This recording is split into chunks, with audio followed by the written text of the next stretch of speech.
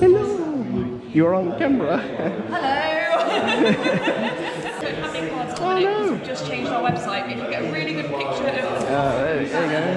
it's got our Facebook page on and our email address. Yep. And our website is movavi.com. Excellent. So it's nice and easy to remember to get hold of us. Okay, see you later. No worries, thank you. Hello, you're on camera. Hi, welcome to Empire. Hello. Tell me a bit. Well, we're doing very well at the moment. We won some awards, which was lovely. But as you can see, Empire is amazing.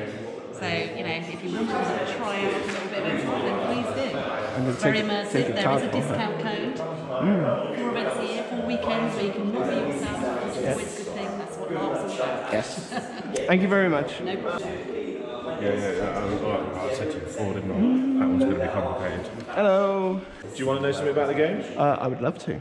So, Ryan Sphere Larp, set in the Ryan Sphere Arm of the Galaxy. It's a contest-based system in the sense of it's got some of the similarities with the likes of Empire, LT, Legacy, and there's like kind of multiple factions and groups that are all kind of broadly at peace in the galaxy. Less player events put them on the brink of war, which happened at the last event, amusingly enough. It's been going for about 3 years now, so we've got 3 events this year, and we try to do 3 events. There's 4 primary factions, 2 are sort of human-based, so the Terran Ascendancy, which is very authoritarian. We call them the Descendancy. Yeah, they're the obvious bad guys. Then you've got the Free Union, very kind of, everyone should have their own place and be able to do what they want, live the way they live. When we need to come together, we'll help each other out.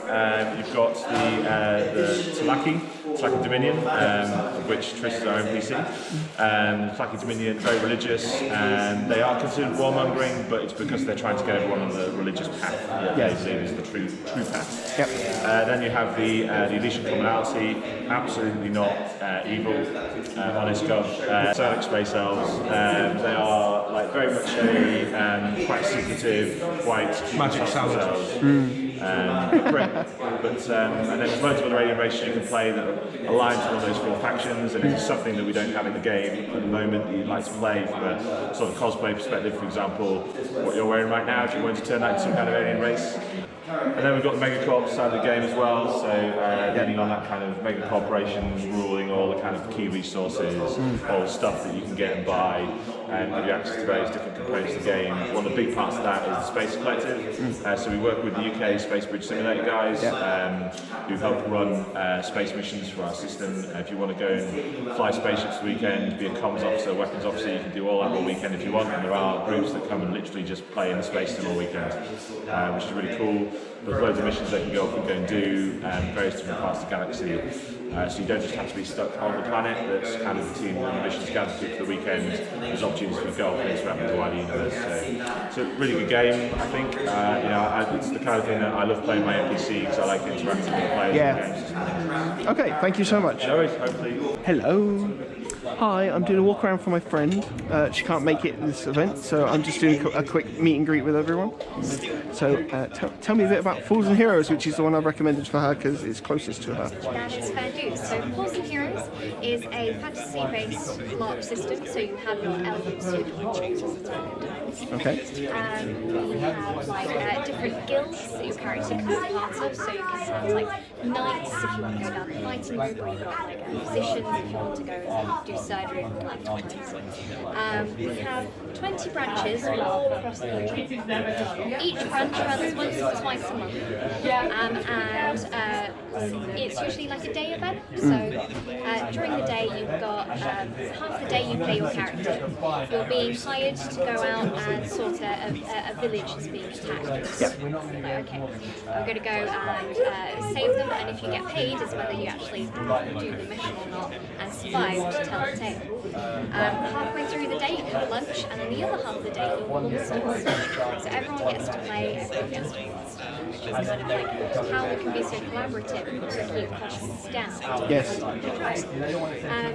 first 2 goes are free, so you can come along, give it a go. If it's it's not your thing, that's totally cool. If you don't quite have all of the kit that you want for a certain kind of character, you can ask nicely, we'll send you weapons and armour and stuff like that, so that's totally fine. And then after that, it's £20 for the whole year, and you can go to as many branches as you like. Excellent. Which is pretty cool, especially if you've got like in the winter, you're like, I really want to go up, but there's no fests, then you can probably find some fests. Yeah. We do have a fest that runs in Summerfest. Sometimes we have a few others, but Summerfest is a staple. And that's a weekend event where everyone can camp. Because in your branch you'll have like a plot that's written by your refs, and sometimes you might have some personal plot in there, which is quite fun. Yep. And then you have national plot, which everyone in the country is working towards, so it's going to be the next big bad guy. And then at some first we'll get together and fight that big bad guy. Awesome. So, Yeah, we kind of pride ourselves on the fact that you can sort of come, dabble, see if you like it. Like each branch has its own kind of vibe to it and whatnot. But yeah. So the day events are perfect for that. You've got like either a Saturday or a Sunday where you can just drive up, and then it lasts for the day, and then you can leave sometime. driving is a bit of an issue for them as well. That's okay. Like there's a whole bunch of us in Leicester that we all get sort of public transport together, and we go up to Derby. So you're with the Leicester group? I'm with the Derby group. You're There with used to be a Leicester branch, but unfortunately don't have that anymore. Right. But the one that I've always gone to has been Derby. But usually people will offer lifts and stuff like that if you're struggling to get to a place. Yeah. If you can only stay there for half the day, what you can do is talk to the yellow, and you can play one, and then the next one you go to the monster one. Yeah, that sounds really good. Kind of like it's flexible. Not Yeah. like, Chill. the closest ones are going to be Peterborough, Derby, Sheffield. Birmingham's getting a bit further on that direction. There's a few in the Midlands. Okay, thank you so much. You have a lovely day. We're at Ireland. We're based in the Hampshire-Surrey border. Okay. In a little place called Eversley. We've got a 62-acre site that is home to our Wild West shanty town. We've got a Viking-style village, a Vietnam LZ, and a wall that's got two 12-foot guard towers. We literally do every genre known to man or woman. Legio is, of course, a Roman game. Buccaneers and Damned is our pirate game that ends this year. We've only got 2 episodes left. 5 Kingdoms, that's our fantasy LARP where you can play dwarves, elves, orcs. So you're running multiple stories and systems? Multiple stories, multiple systems. Landbat King is our Arthurian one. We also got Grunts, which is everybody plays Colonial Marines from Aliens. We've also got Bindering that comes out this year, which is our new Viking game. We've got Second Breakfast, that is our homage to Hobbit.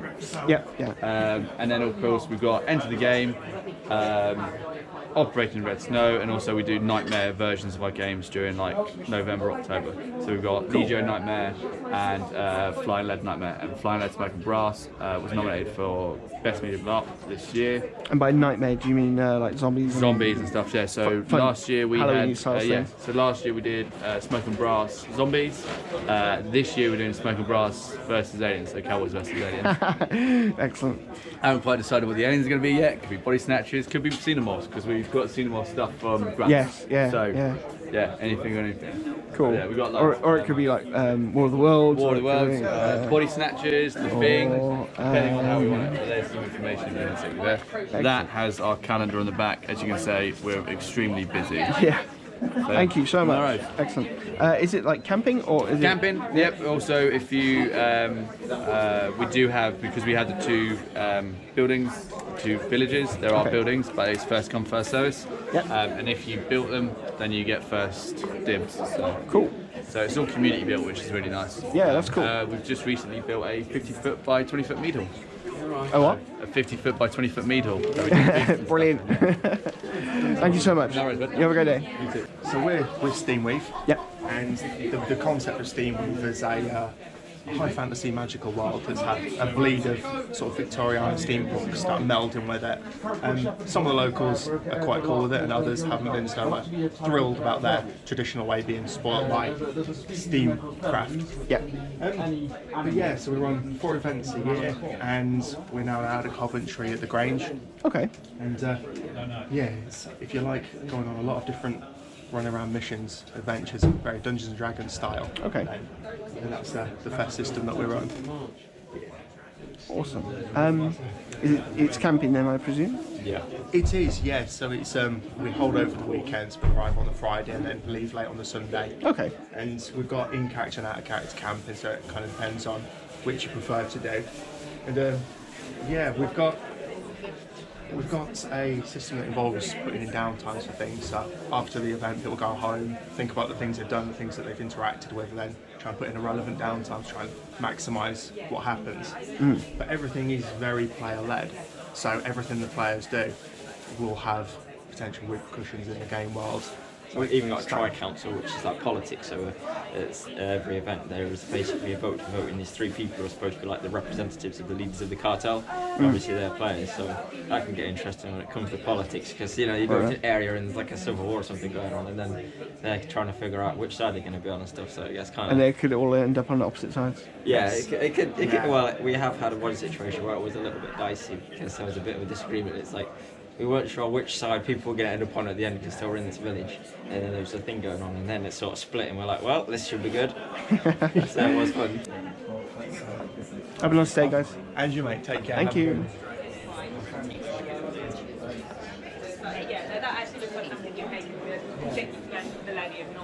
Hello. What's Green Cloaks? Or Green Cloaks is a science fantasy LARP. Okay. Set. You can sign up to join the Terran Sovereignty Army. Yeah.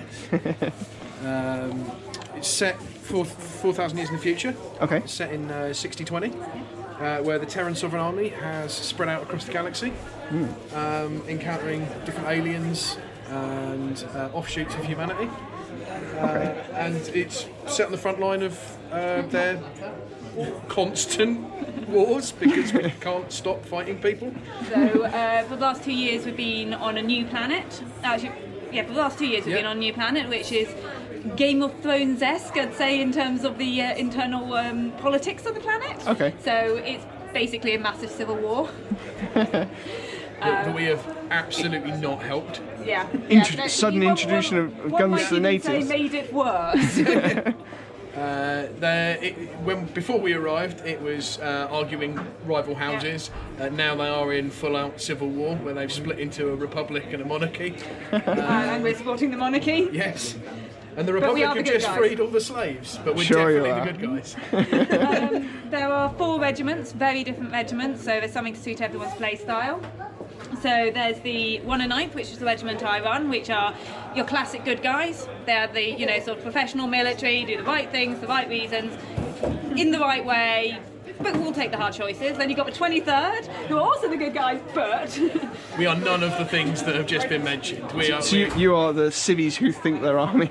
we are squaddies. They are the ragtag band. We are the ragtag band. It is barely organised chaos, but we run around with big machine guns. Okay. So it's a lot of fun. Yeah. Whereas we are the light infantry melee regiment in Alquit. Then you've got 98, who are also very military professional, but are the ones, the special forces basically. They sit in the bushes and they will stab you in the dark. And then you've got the 205th, who are gangers.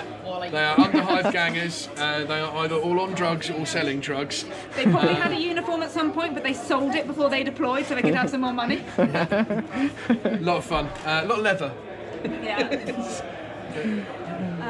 And then there's a variety also of different races as well as classes, so there really is pretty much anything that people want to play, including dinosaur aliens with big guns. And we're not allowed to call it Magic Wibbly Woo, but Omega, it's some sort of science and dimensional, it's magic. So you really have that wide variety with smidgens of like classic fantasy elements, but with a very much a sci-fi bent to it all. Okay, all right. And we use Nerf guns. Nerf guns, yep. Nerf guns and tactical art weaponry, so it's a real mix of melee and range weapon fighting. Okay, thank you so much.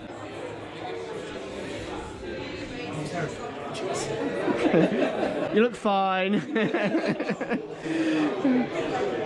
is Lexi.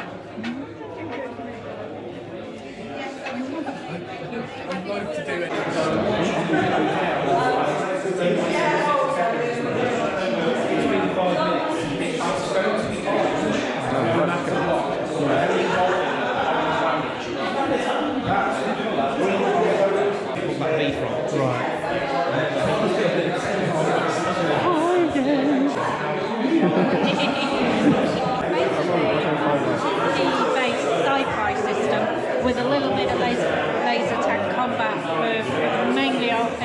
Okay. Yeah, we were on a shuttle last time. This next one is going to be set up with Fab 5 itself. Okay. We've got both military and civilian, non-Centauri, we've got Pack and Roll. That's a non. That's a sea devil. No, Oh! that's That's a Centauri, yeah. Okay. in Movavi. Plenty of aliens. We've got plenty of aliens, got plenty of humans. Good mix of it. Military, civilian, something for everyone. The actual command costume is about to want to do the Earthwalk. That's quite simple. That one is converted fleece. Sorry? That one is converted fleece. Okay. A lot of players use converted chef jackets. Oh, okay. With leather. Yeah, that makes sense. Yeah. So it's quite simple. I would love to take a look. Thank you very much. Have a great convention. Thanks. Tell me a bit about Curious Pastimes. I had to double check. I'll see you in a bit, mate. So, Curious Pastimes, one of the larger battle systems. There's three, obviously, in the country that everyone knows about. We've got LT, we've got CP, and we've got M. Yep. All different flavours of food, basically. CP quite focused on linking the battle schemes in with the plot systems. Okay. We generate one of the biggest and longest running world plots. It's been going now for 24 years. Wow. Yeah, and it's the same story, essentially. Okay. I mean, it morphs, it changes. We occasionally invent a new continent to bring in, but essentially it's the same storyline that's been running for that long. And the players contribute to that. We've got a dedicated ref team obviously come up with the world plot for them, but the factions then interpret it into their own ways, their means. All the factions have got very different ideologies, very different pantheons. They've got their own ways of doing things. It's focused originally around the ritual of magic, which was bringing magic back into their world, if you like. And every year they got together and all of the factions had to contribute to this ritual to make the magic happen every year. Okay. That's kind of taken a back seat now, but it's still called Renewal, our big event in August. We run 4 times a year. Here are some dates.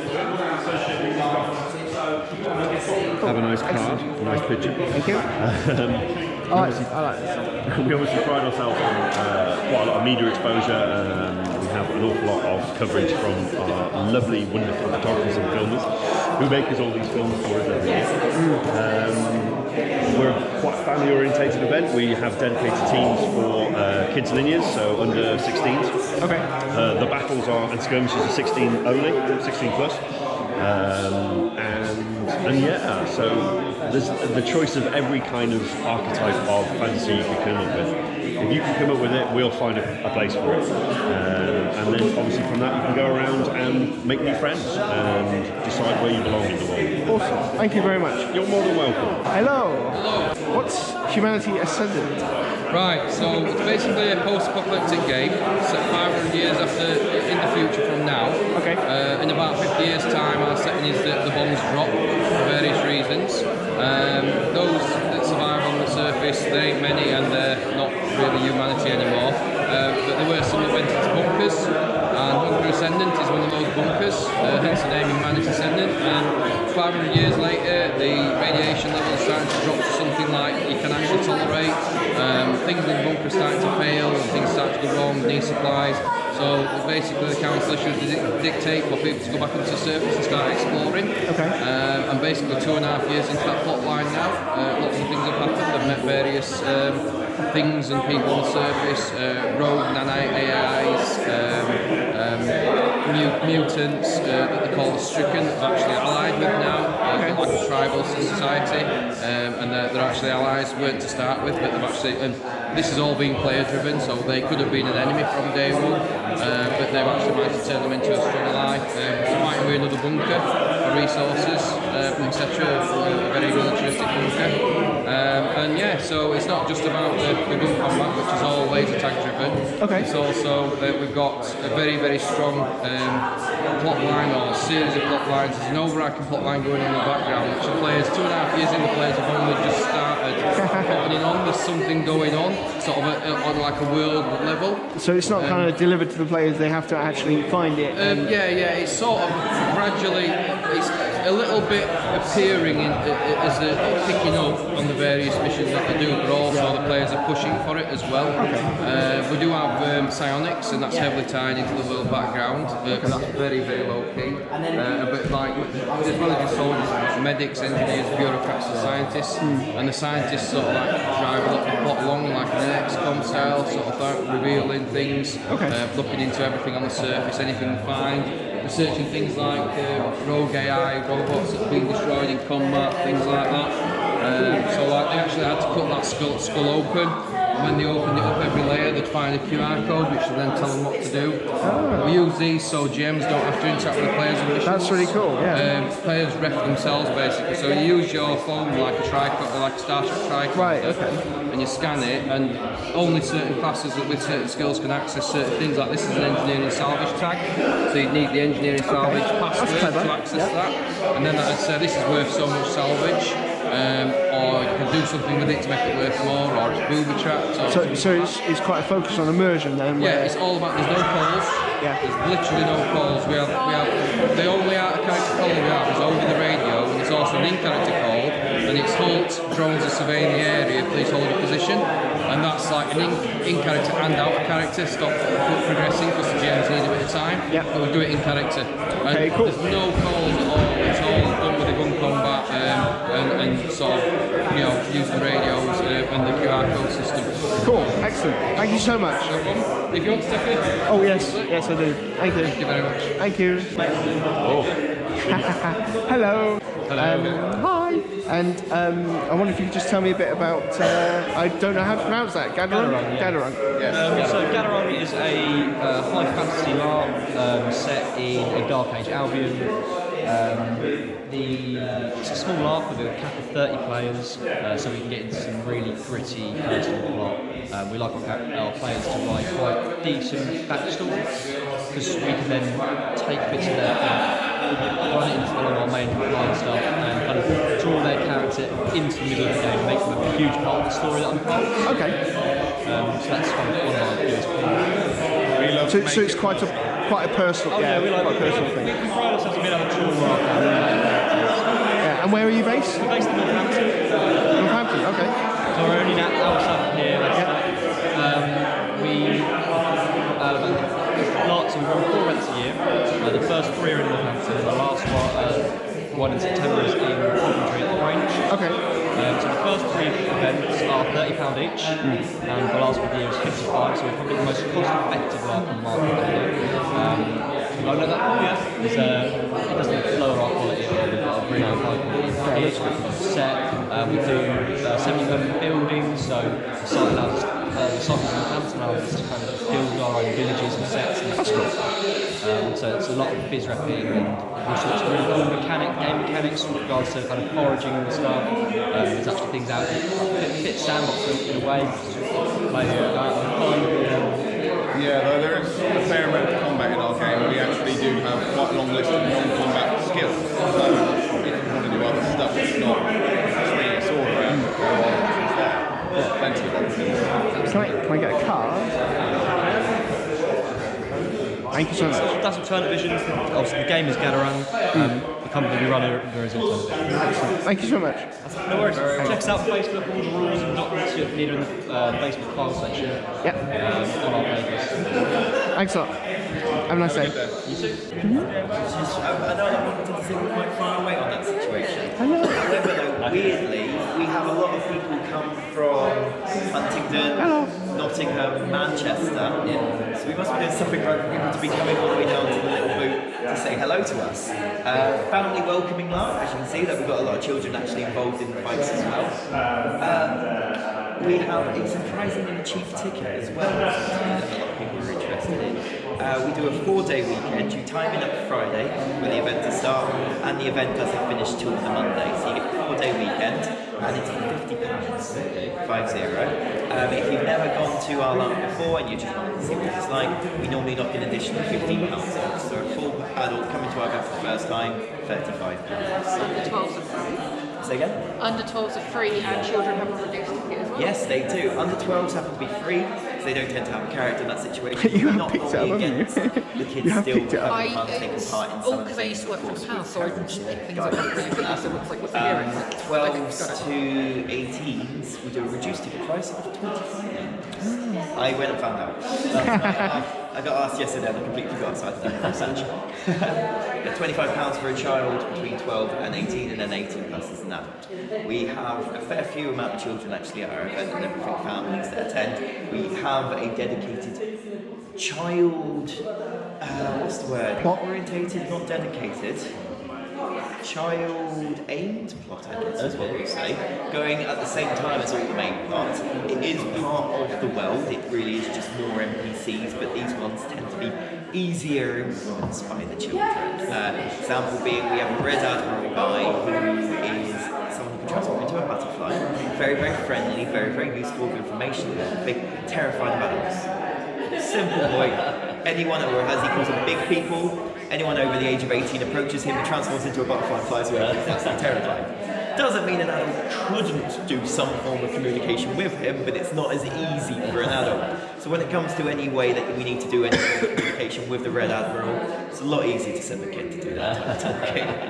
I think we had it last event, Timmy, my brother, has just turned 18. He turned 18, I think it was a week after the event.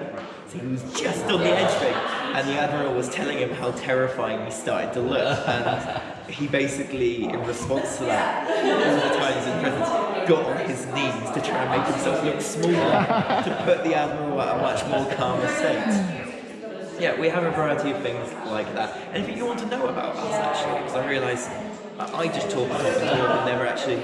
No, it's good. We're YouTubers, so we just thought you should do that. So you might be interested in on That's cool. Yeah. I do like to pretend and that my character's in a battle sometimes. We tend to be a pretty good entry-level LARP. Our community are very supportive, even if it is on costume level or something. If you need help or support on how to make costumes, we have a Facebook group where a lot of people tend to do a lot of support of that. I think yours is awesome, really. You can make your face disappear as well. Well, you've got by the way, that little one. You're 8. I came here for a birthday treat, so I'm going to turn it 9 next. Turning 9 next week? Wow. See, I bring my 9-year-old son with me to the event as well. Okay. This is what this character is. I am a overprotective father of my son at the field, and then he just does whatever. I stick around, I keep an eye out for him, and keep an eye out for the other kids as well, and they do whatever the ankle biter faction does. So they go and be heroic. Is that what they're called? They've called themselves the ankle biters, yeah. They get jobs done, and a lot of the players tend to reference that the ankle biters are the most actual coordinated and efficient faction in the entire field. I think that was quoted during our panel fight. Yeah. But we had commentators in our final fight in all those type situations. There was a few out-of-character people, and we filmed it from the commentator's perspective and going, well, you see, there's the ankle biters getting involved. Some say they're the most organised people here in the camp now. Now Barbie, oh, definitely Barbie. Doing all sorts of fun like that. But yeah, should you be interested, it'd be cool to see you down. You can put more questions in and everything, and we can help you out and get you into a LARP and see whether you guys enjoy it or not. Say again? How often do you have? Oh, sorry, we do it twice a year. Yeah. I don't put the dates on those because I'm all about saving money, you see, myself. So I wanted my flyers to last more than 1 year. But if you want to write them down, I have a Sharpie for you. We do them on Legacy, good ones as well. Legacy just won the Child Award last year. Sorry, this year. Yeah, they was lost that. They got some advice that people We were nominated. Yeah, we got nominated, but we lost the Well, Legacy. technically we were on shortlist as well. Oh, true. We're very little, so we tend to get